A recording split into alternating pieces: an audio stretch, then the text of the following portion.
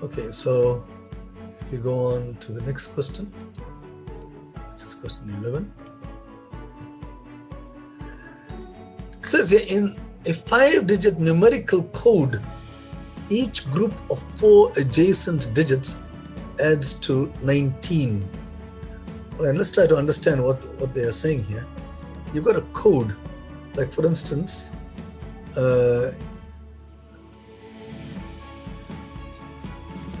like bank, when you go to an ATM, you type in a code, your password. Suppose you take like 52136 or something like that. That's a 5-digit code. Now they tell you that each of the 4 adjacent digits adds up to 19. So now these are adjacent digits. As you can see, they don't add up to 19. But we need to construct a code where all these 4 numbers add up to 19, and even these 4 add up to 19. And each group of 3 digits add up to 15. So these 3 adds up to 15, those 3 add up to 15, and those 3 add up to 15. So there are many ways in which they add up to 15, and there are 2 ways in which they add up to 19. And the question is now, what is the sum of all 5 digits? Right, so that's a nice, interesting problem. Let me put these digits in boxes, that it makes it easier. I'll put it in boxes, a 5-digit with 5 boxes.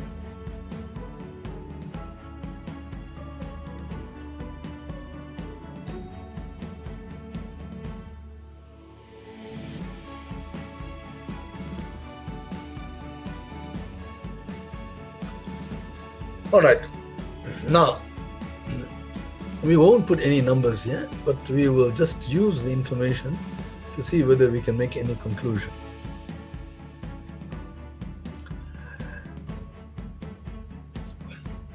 We know that the sum of any 4 digits is 19. Now let's just take any 4 digits. Let's take these 4 digits. We know these 4 digits, when you add up these 4 numbers, you're going to get 19. Now watch. When you add up these 3 numbers, you get 15. Right? So the 4 digits add up to 19, 3 digits add up to 15, so this has to be 4. See? Now likewise, these 4 digits add up to 19, and these 3 digits add up to 15. So that means the whole thing is 15, and these 3 add up to 19. The whole thing is 19, this is 15. So this has to be 4. Okay, now it's easy. You got 2 next to each other. So we know any 3 digits add up to 15. So 4 plus 4 is 8. This has to be 7. 4 plus 7 is 11. They add up to 15, 3 digits. 7, 4, this has to be 4. So there we are. And if you check, you see that the 4 digits, 4, 4, 4, 7, 4, they are indeed 19. You got 3 4s and a 7. Okay, and even these 4. So this is the number that we're looking for. And the sum of all 5 digits add up is the 4 4s. So 16 plus 7 is 23. And that's the answer. The sum of all 5 digits is 23.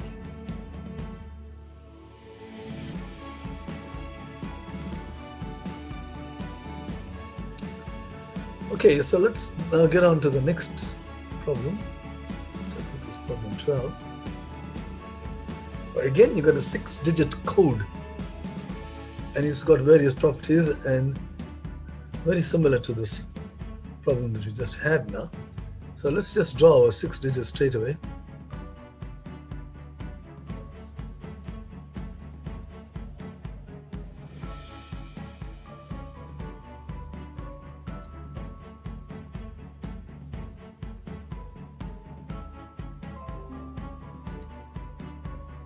Three this side and 3 this side. They're not all the same size, but never mind. Now, what do they say about this? Okay, it has the following property. It is palindromic. That means it reads the same backwards and forwards. So if you read it forwards or backwards, you get the same number, like 121. That's a palindromic number. A 6-digit number, maybe you can say it's 3, right? The first digit is 3. Then the last digit also has to be 3. So you got 5 maybe, and this second last will have to be 5. And maybe this is 2, and therefore this will also be 2. So now if you read it backwards, 352253, 352253. So that is the important thing about this. All right, now the third digit is twice the first digit. So this is the third digit. It's twice the first digit. So let's call this digit here x. We don't know what this is. Call it x. So this will have to be 2x. Because the third digit is twice the first digit. Now immediately, because it's palindromic, this has to be x, and this will have to be 2x. You read it the same as backwards and forwards. All right, so we finished with this information, and we also use this information here. The fifth digit is one more than the fourth digit. So this is the fourth digit we just worked out as 2x. So this is 2x plus 1. And that says that this thing here is also 2x plus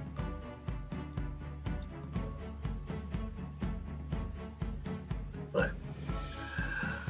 Okay, now I did it like this in an abstract way, but now we know the second digit is 7. So 2x plus 1 is 7. So 2x must be 6. Therefore x is 3. So this is 3. No, I'm sorry, this is 7. This is 7. So x is 3. So now from there you can get everything. X is 3, this is 7, this is 6, this is 6, 7, this is 3. Alright? So we could have solved this problem like this, where we called some number x and then we worked out everything in terms of x. You know, in mathematics very often we like to do that kind of a thing, where we have an x and we try to get an equation which involves x, and that's what we saw here. But we could have done it in a much simpler way. If you didn't like that and you say, I don't understand these x's and so on, you could have done it by in this way here, because you know the second digit is 7, you see, so that helps a great deal. So I could have divided it up into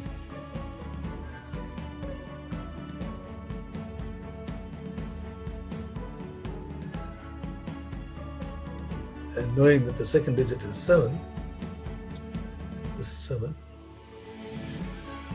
and then we know that the second digit is 7, so therefore this is also 7 here. Okay, then they say the fifth digit is one more than the fourth digit. So if this is the fifth digit, it's one more than the fourth digit. So this has to be 6. Because it's a palindrome, it has to be like that. Okay, so that takes care of that. And then the third digit is twice the first digit. So this is the third digit. It's twice the first digit. So the first digit should have been 3 because this is 6 and this is 3. So you still get 3, 7, 6, 6, 7, 3. You still come to the same answer without using x's. You could have done it like that. Right? But you have to start with that information. Knowing what the second digit is, go down this list and start there. And what I did was I started from the first one and went downwards. By the time I came to the fourth digit, only then did I realize that we can do it in a much easier way. All right, so let me just move this thing up a little bit.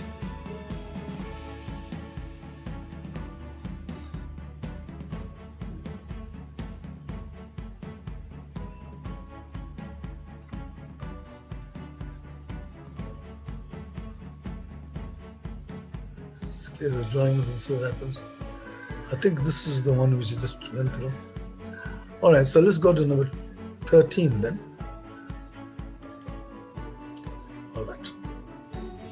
Number 13 says an equilateral triangle has sides 8 centimeters. So all the sides are 8 centimeters. At each vertex, a circle is drawn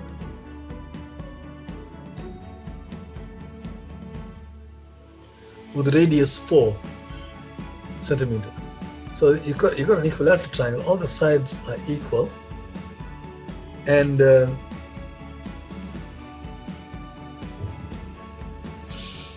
these are the vertices. At this vertex, a circle is drawn. At this vertex, another one is drawn, and so on. At each vertex, a circle is drawn. The radius is 4 centimeters. So the whole side is 8. So the 4 means it goes exactly halfway through. So let's just write down this 4 here. 4 here, 4 here, 4, 4, 4. All right. The area of the shaded region is A multiplied by pi.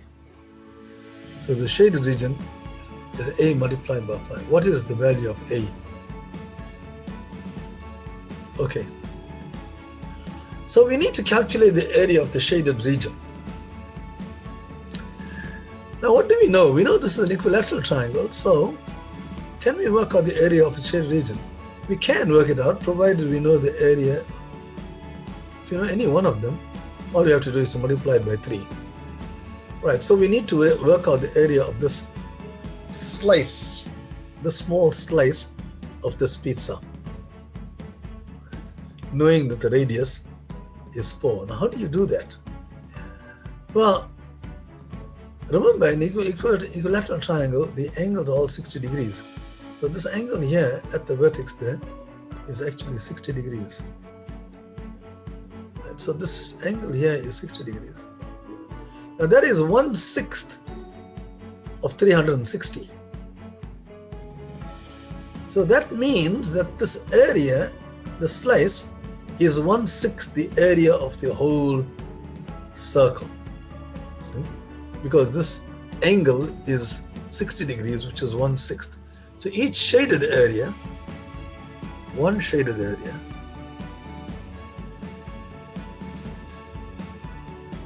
is equal to 1/6 of the area of the entire circle. Now we know the area of a circle. The formula for the area of a circle is pi r squared. So it's pi, and r here is 4. That's the radius of the circle. So the area of the circle is pi r squared, and this shaded area is 1/6. Now we need to calculate the area of 3 shaded areas. 1, 2, 3. So that will be 3/6. So there it is. So you got 3/6 is a half, and 4 squared is 16. So it's 16 pi, and half of 16 pi is 8 pi.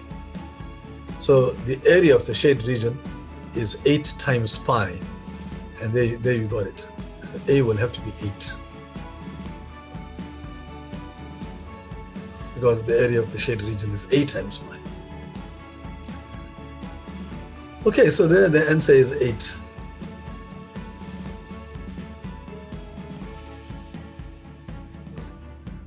Okay, let's just clear the drawings first and select the next question, which is question 14.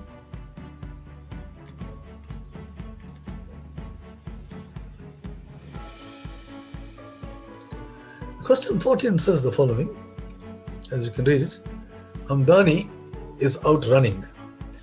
He is 2/5 the way through the second half of his run.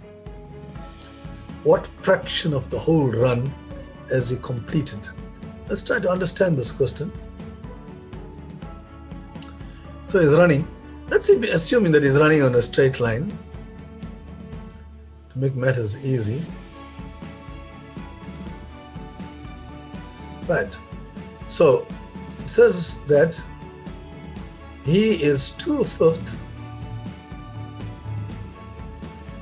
of the way through the second half of his run. So there's half of his run is here. There's 1/2 the distance. And through the second half he's running in this direction. Okay. And the second half is 2/5 of this part here. He's here somewhere. Actually, I think the actual question was, if I'm not mistaken, it was 3/5. But anyway, whatever it is. So you got 2/5 of what? This is 2/5 of half. 2/5 of the way through the second half. And now 2/5 of half is 1/5. Why? Because 2 cancels. Of means multiplication. So the 2 cancels and you get 1/5. So this part here is 1/5 of the whole journey. So the question is, what fraction of the whole run has he completed? The answer will have to be a half plus 1/5. And that is, if the common denominator is 5/10 plus 2/10, and the answer is 7/10.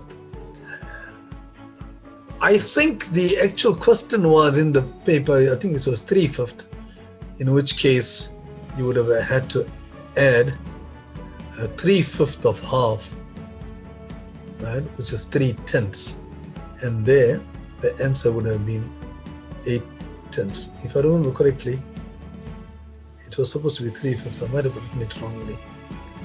So just in case, if this was 3/5, then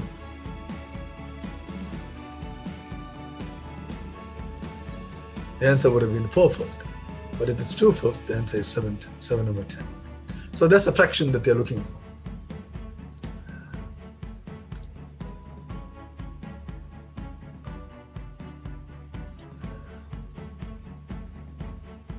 Okay, so let's just get to the next question, which is number 14. Now here, you have a tower of 4 squares is shown. The area of each square is a quarter of the area of the square just below it. So if the height of the tower is 30 centimeters, what is the height of the largest square? How does one go around solving a problem like this? See, we can use the power of mathematics. Remember, it is given that the area of the square just below it, right? Each one, the area of this area is 1/4 the area of this. This is a quarter of the area of that. That is a quarter of the area of that. That is what is given. And they tell you that the height, right from the bottom to the top, is 30. So you're told that the entire height is 30. Okay, so that's what's given. And the question is, what is the height of the, what is the side length of the largest square? The whole thing is 30. So they want to know, what is this?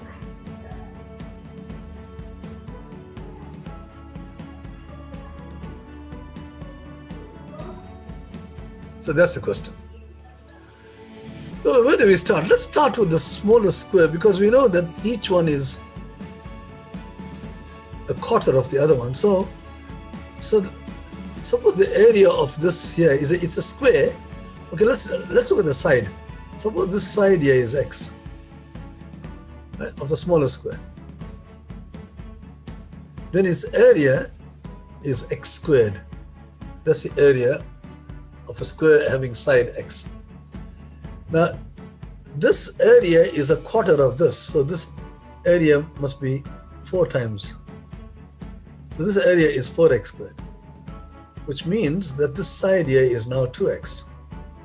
Because to find the area of a square, you have to multiply the sign by itself. So what multiplied by itself will give you 4x squared? It's 2x. Now likewise, this is a quarter of the next one. So this has to be 4 times 4x squared. This is 4x squared. 4 times that is 16x squared. So this is the area of this. And once again, what multiplied by itself will give you 16x squared, which is 4x. 4x times 4x gives you 16x squared. And this again is a quarter of this. So 16 times 4 is 64.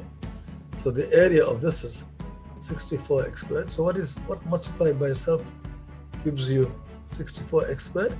The answer is 8x. So what have we got here now? We've got the side lengths of all the 4 squares. And you can see that if I add up all these side lengths, I'm going to get the total height, which we know is 30. So this is very important. If you add up all these 4 side lengths, you're going to get the total height of this. So x plus 2x plus 4x, these are the different side lengths that we calculated, is 30. When you add up these, you get 15x equals 30. And that gives you x equals 2. But the question was, what is the side length of the largest square? So if x is equal to 2, we need to know what that is. And x is equal to 2, so the answer is 16.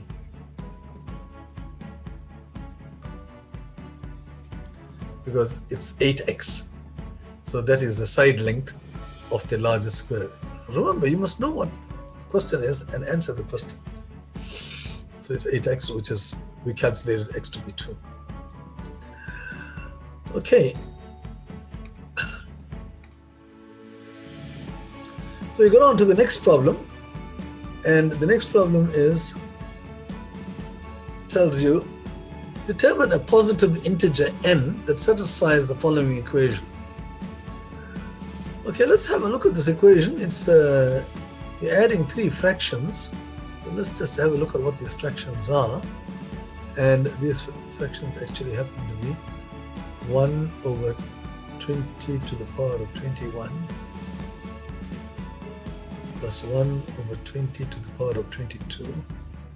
These are, denominators are very big numbers.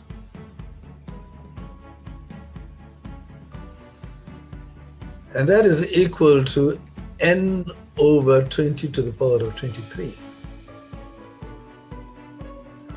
So we would certainly like all the denominators to be 20 to the power of 23.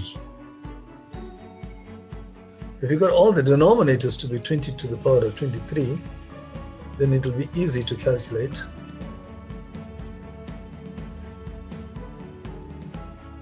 n.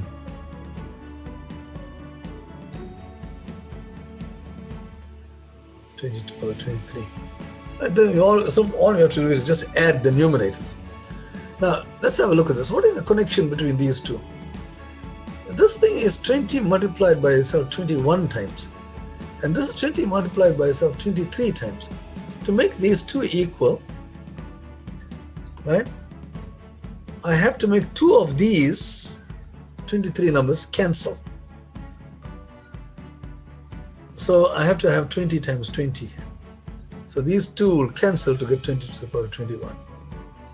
Likewise, you got 20 multiplied by itself 22 times. Here you got 23. So you need to know only one of these numbers should cancel off that to get 20 to the power of 22. And this is already 1 over 20 to the power of 23. So you don't have a problem. So n now is easily calculated. N is equal to 20 times, it's the numerator, 20 times 20, which is 400, plus 20, with all the same denominator, you see. So it's 400 plus 20 plus 1, and there's 421.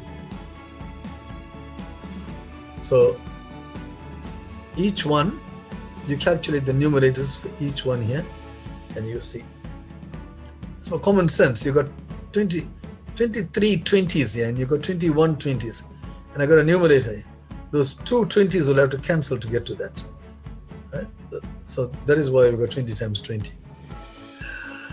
All right, if you take the next problem now, we're going to problem number 17. Problem number 17 is the following. Let's just locate that problem.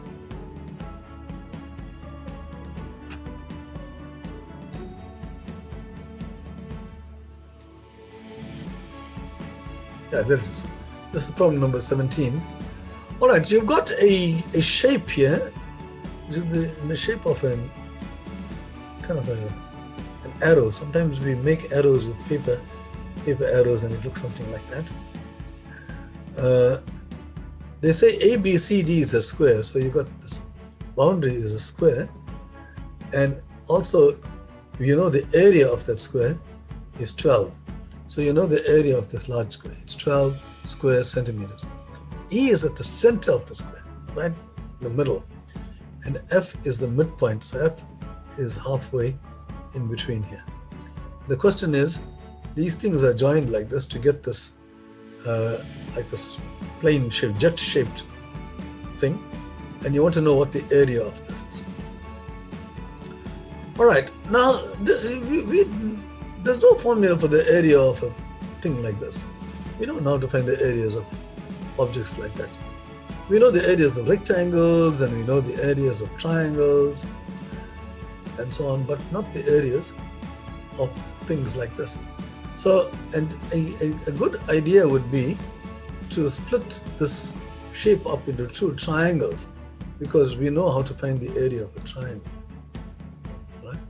So if I split this thing up by just joining EF, right. Now I hope you can see that line E and F are joined. Now you got two triangles. If we know what the areas of these two triangles are, then you will be able to find the area of the shaded region. Okay, so how do you find the area of a triangle? Now, the area of a triangle, let's look at the left-hand triangle.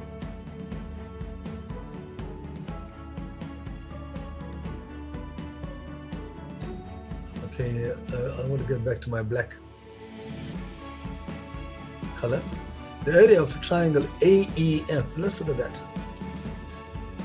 Okay, the triangle AEF, well, we know the area of a triangle is half base times height.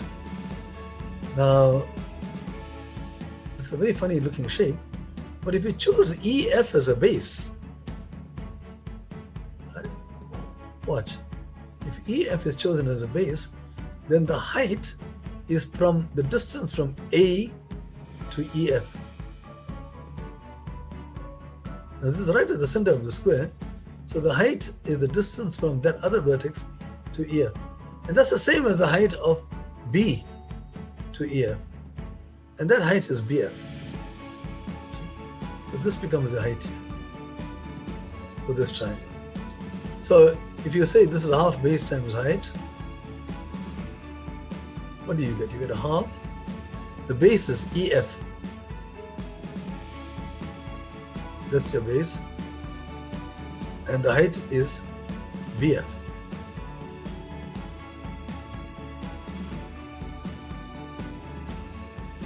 Okay. All right. So that's the area of AEF. So the shaded region, of course, obviously these two are the same area. So we can say the shaded area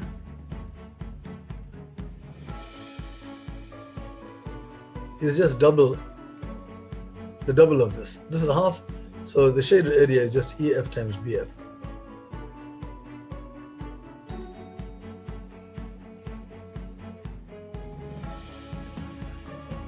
Okay, now we know the area of the square is 12 centimeters squared, so it means that if the side here is S, right, the side of the square is S, we know that S squared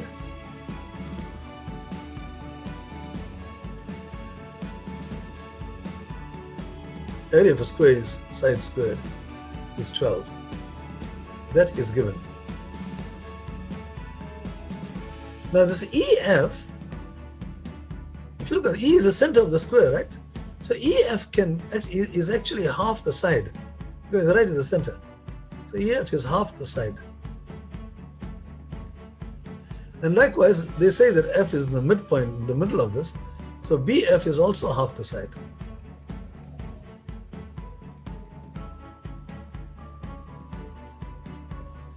BF is also half the side. And if you multiply all these things out, you get half times half is a quarter. times s, which is s squared. But s squared is 12. So this is a quarter of 12, and the answer is 3. Right, pretty nice end to this problem. Okay. The final area of this is a quarter times s squared. All right. So let's get on to the next problem, which is problem number 18. And let me get to problem 18. Clear the drawings to see what this question is. The rectangle has been divided into 12 identical squares. If the diagonal of one of the squares is 2 root 2, then determine the diagonal of the rectangle. Okay, so we know that the diagonal of one of these small squares is 2 root 2. 2 times the square root of 2. So let's just draw one of these small rectangles. For convenience, let's draw it right here in the corner, maybe here.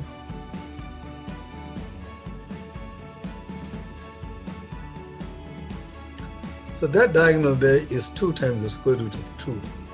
So I'm just going to just show it there. That length is 2 root 2. Okay, now we should be able to, we don't know what this is. So let's call this x. Right, now all these are squares, so you got x, you can make all these are x's here now. If you let the side of any one of these small squares be x, then you can put x all around here like this. So this is also x here.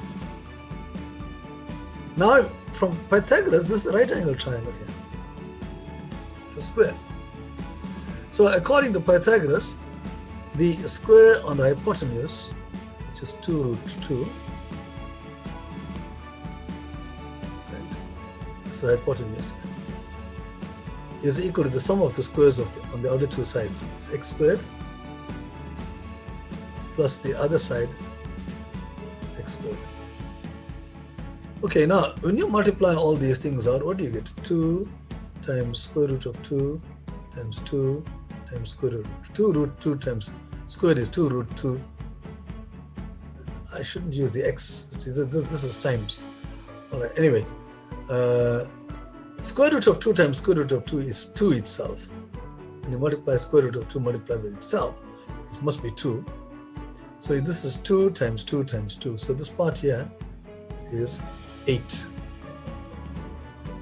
This part here is 8. It's 4 times 2. And here you got 2x squared. So that tells you that x squared is 4. 2x squared is 8. So x squared is 4. Oh, that allows me to say what x is. That's very nice. X is exactly 2. Right? So we have solved this problem in the sense that we know what x is. So there are 4 x's here. So this is 8. And there are 3 x's here. So this is 6. And the question is, what is the length of the diagonal?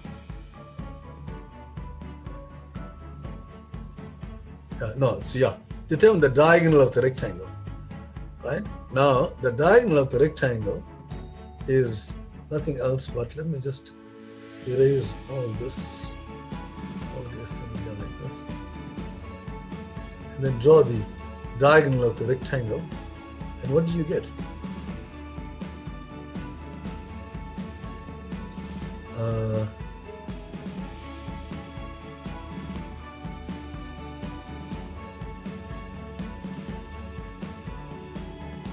So that's the diagonal of the rectangle. Right? You join one point of a vertex to the opposite vertex. But you'll notice now the diagonal of the rectangle is actually the hypotenuse of a right angle triangle. It's a right angle triangle here. And one side is 8, one side is 6. So you can calculate the hypotenuse, right? You can use Pythagoras to calculate the hypotenuse. And what do you get? you get the hypotenuse, the diagonal squared. It's just the same as the hypotenuse squared is 8 squared plus 6 squared. And if you work that out, you get 36 plus 64, which is 100. So the diagonal itself, the diagonal of the rectangle, when you square it, you get 100. So it is actually equal to 10. So the diagonal is a nice number. It is 10 units long. They don't tell you whether it's centimeters or whatever it is. So you can just say 10 units. All right, so we are almost there. We are problem number 18, and now we are going on to problem number 19. All right, so let me just clear the drawings and get on to the next problem. The problem number 19 says the following. You've got a rather complicated picture here. This certainly looks like a sort of tough problem. Let's see what's going on here.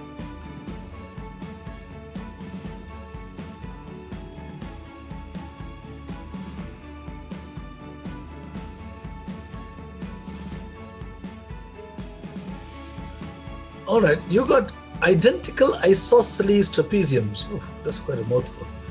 So you got to. These are identical. All you can see they are placed end to end in the form of a ring. So you got these shapes here. They go right round like this, and they come back to this thing here. So in the form of a ring. All right, and they're all identical trapeziums. It means the opposite sides are parallel. This is parallel to that, and these are all identical. And the question is, how many of these trapeziums are needed in total to form a complete ring? They give you that these angles are 84 and 96. Now that's quite a tough kind of a problem. So where do we start in a problem like this? We need to know how many of these trapeziums are there altogether. Now, if you look at this, the boundaries you will see is a regular polygon. It goes all the way down like this, and you've got several little pieces like this joined together to create the boundary of this entire shape, right? And that's a regular polygon. So the boundary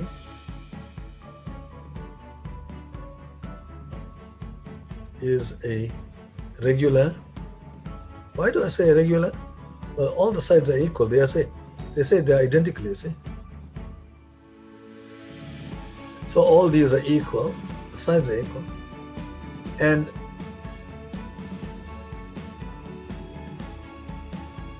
And since they're identical, this is also 84 here.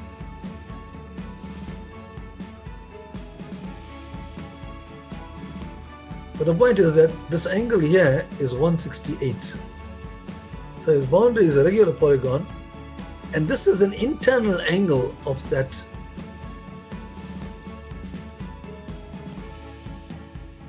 regular polygon. So the internal angle is 168. The 84 plus 84. Right. So we have a regular polygon. We don't know how many sides it's got. So let's give a name to the number of sides. Let n be equal to the number of sides. All right. Now the internal angles are 168 degrees. Now there's a very important result is in any polygon. An important result is that the sum of the exterior angles is always 360 degrees. If you got any polygon,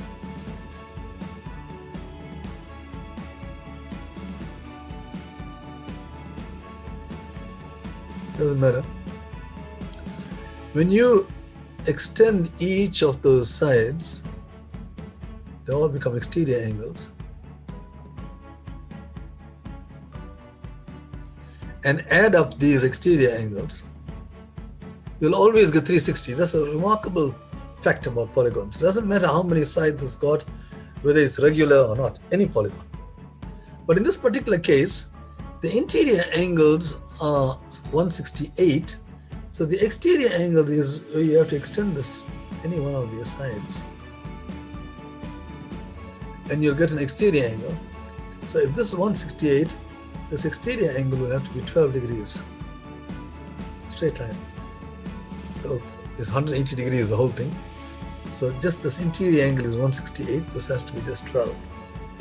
So now what we are saying here is that this 12 added to itself several times.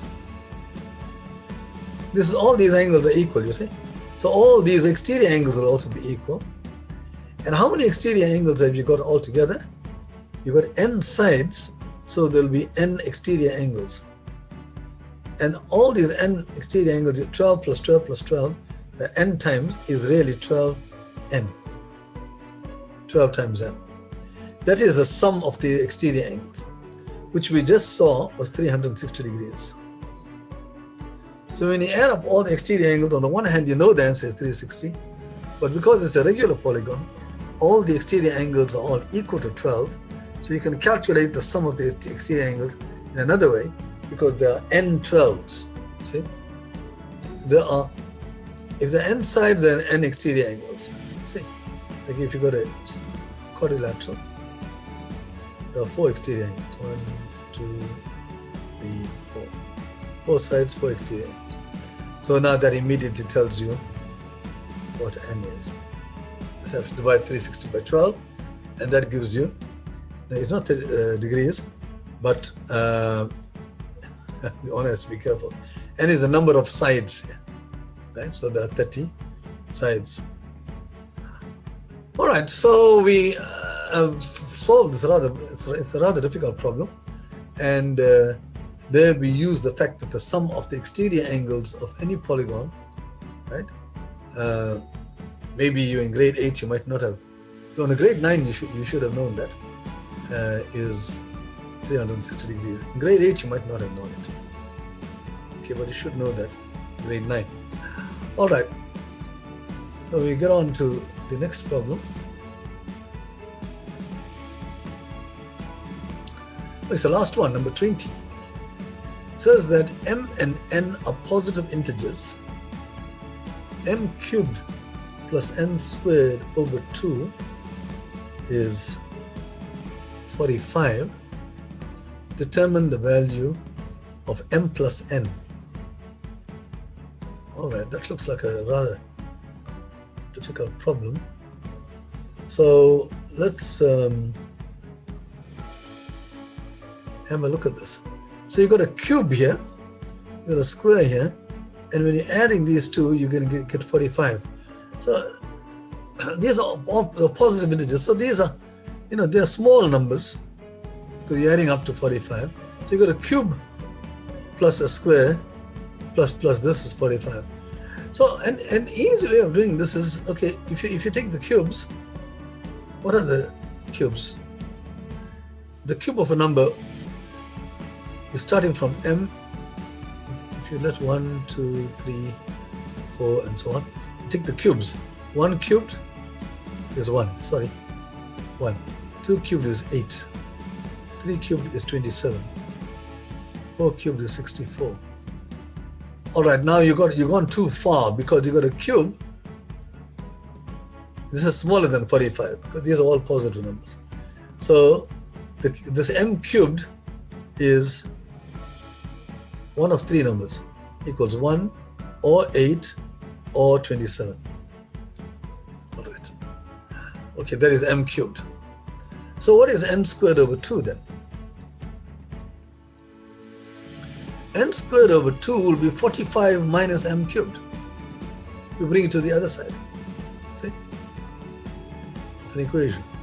So n squared over 2 is equal to 45 minus m cubed. So there's your m cubed. So 45 minus 1 is 44. 45 minus 8 is 37.